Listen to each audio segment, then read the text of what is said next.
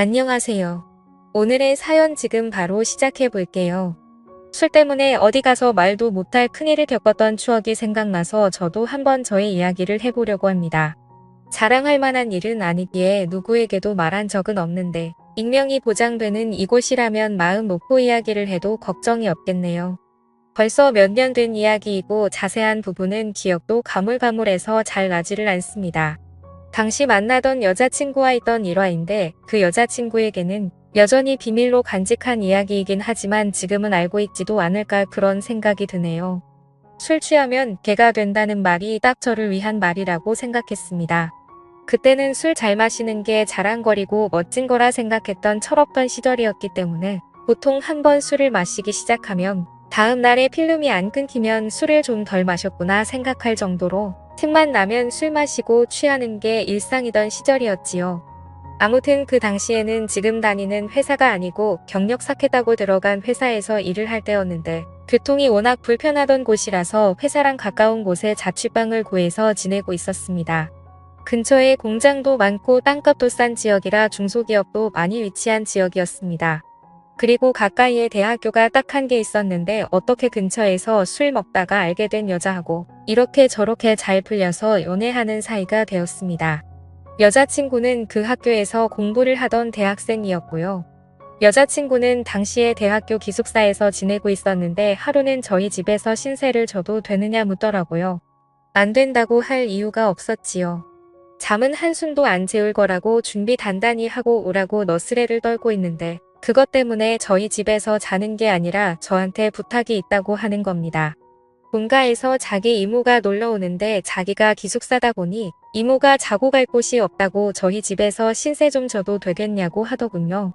당시 제가 자취하던 게 어쩌다 보니 좋은 조건으로 트롬자리 빌라를 빌려서 살고 있었는데 방이 하나가 비다 보니 그 방에서 자기를 자기 이모와 같이 하루만 재워줄 수 있냐고 묻더라고요.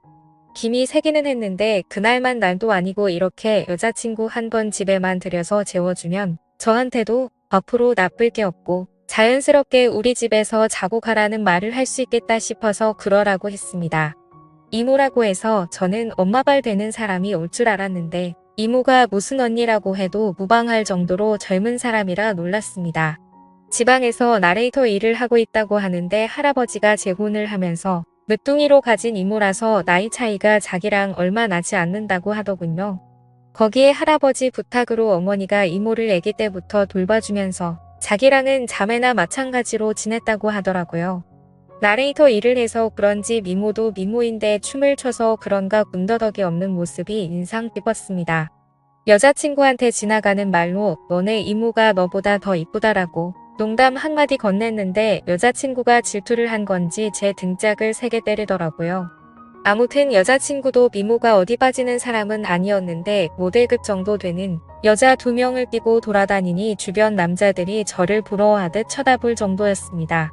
물론 그 시선이 제가 아니라 눈부시게 예쁜 두 여자한테 향한 것이겠지만 왠지 그 두 여자들과 같이 있는 저를 시기 질투하는 듯한 느낌이 들어서 왠지 모르게 어깨에 힘이 들어가더군요. 누가 뭐래도 그 여자들하고 같이 걷고 있는 건 다른 사람이 아니라 바로 저였으니 말이지요.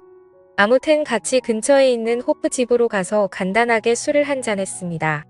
여자친구 이모한테는 멀리서 여기까지 무슨 일이냐고 물었는데 여자친구가 지금 자기가 구상 중인 사업이 있어서 그것 때문에 이모가 도와주러 온 거라고 하더라고요. 지금이야 인터넷에서 아무나 장사할 수 있게 플랫폼이 잘 되어 있지만 그때는 그렇지 않았습니다. 그리고 인터넷 쇼핑 사업이 대박을 칠 수 있는 사업 아이템이라는 인식이 막 자리 잡기 시작한 때였기도 했었고요. 여자친구는 안목이 있고 여자친구의 이모는 나레이터 일을 하는 만큼 모태가 좋고 키도 크고 길쭉길쭉했기에 여자친구가 쇼핑몰을 차리고 여자친구 이모가 모델을 하는 식으로 해서 옷장사를 한번 해보고 싶어서 사업 구상을 해보려고 불렀다 하더군요. 저도 마침 회사에서 하고 있던 일이 판매업 관련이고 유통 전반적인 부분에 대해서 제가 지식이 있었기 때문에 제 의견을 물어보고자 제 도움도 필요해서 상의 한번 해보고 싶어서 자리를 만든 거라 하더군요. 거기에 당시에 제 취미가 사진 찍는 거였거든요. 인물 사진은 찍어본 적 없었고 취미삼아 출사를 나가서 들꽃 같은 거 찍는 게 전부였긴 했지만 제가 고성능 카메라도 가지고 있어서 셋이 한번 잘해보자고 하는 이야기였습니다. 아무튼 이야기가 본격적이게 되었는데 여자친구 이모도 나레이터 일 때문에 알게 모르게 스트레스도 너무 많이 받고 힘들다고 해서 자기도 이 일에 긍정적이라고 하는 겁니다. 그렇게 그날은 간단하게 한잔하면서 이야기를 나누게 되었고 여자친구 이모가 짐 싸들고 이 동네로 이사를 오기로 했습니다. 술이 애매하게 취해서 아쉽긴 했는데 그날은 여자들이 제 집에서 잠도 자고 가기로 되어 있으니 너무 무리해서 마시지는 않기로 했어요. 그런데 막상 여자친구 이모가 짐 싸들고 올라왔는데 지낼 곳을 따로 알아보지도 않고 무작정 올라온 게 화근이었습니다.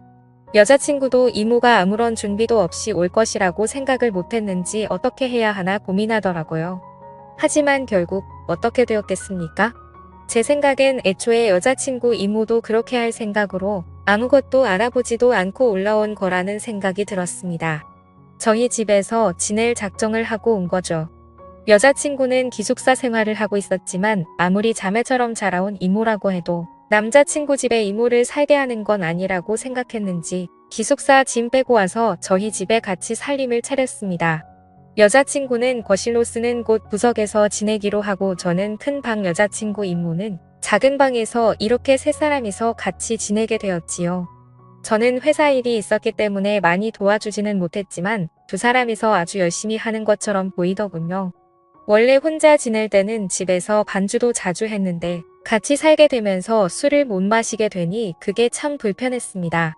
이제 어느 정도 여자친구 사업이 가닥이 잡히고 시범 케이스로 몇 개 물건을 팔아보기 위해서 제가 사진을 찍어줬습니다. 인물 사진은 처음 찍어보긴 하는 건데 카메라 안에 담기는 여자친구 이모의 미모가 보통이 아니더라고요. 아무튼 그렇게 시범타로 물건을 올려서 팔기 시작했고 예상외로 반응이 좋아서 몇 벌 안 되긴 했지만 물건을 전부 매진시키게 되는 기염을 토하게 되었습니다. 그때는 아주 사업이 잘 될 거라고 잔치 분위기였고 그 분위기에 술이 빠질 수는 없었지요. 기쁜 날이기도 하고 어쨌든 이 성공에 저도 한몫 보탬이 되었다 싶어서 고주망태가 될 때까지 술을 마시게 되었습니다. 그런데 술이 들어가니 그동안 참아왔던 게 한 번에 터지게 되더라고요. 셋이 지내게 되면서 그동안 해야 할 걸 못하고 지냈는데 여자친구 이모가 술이 약해서 잠을 자러 방에 먼저 들어갔거든요. 여자친구랑 둘이 술을 마시고 있다가 저는 기회만 보고 있었습니다만 여자친구는 그래도 이모가 있는데 어떡하냐면서 자꾸 거절을 하기 시작했습니다. 그러다가 여자친구도 저랑 더 술을 마셨다간 뭔 일이 나도 나겠다고 생각한 건지 자기도 이만 자야겠다며 저보고 방으로 들어가라고 하더라고요. 힘이 팍 세기도 해서 그냥 술이나 더 마셔야지 하는 생각이 들어서 여자친구한테 오늘은 내 방에 들어가서 자라고 했습니다.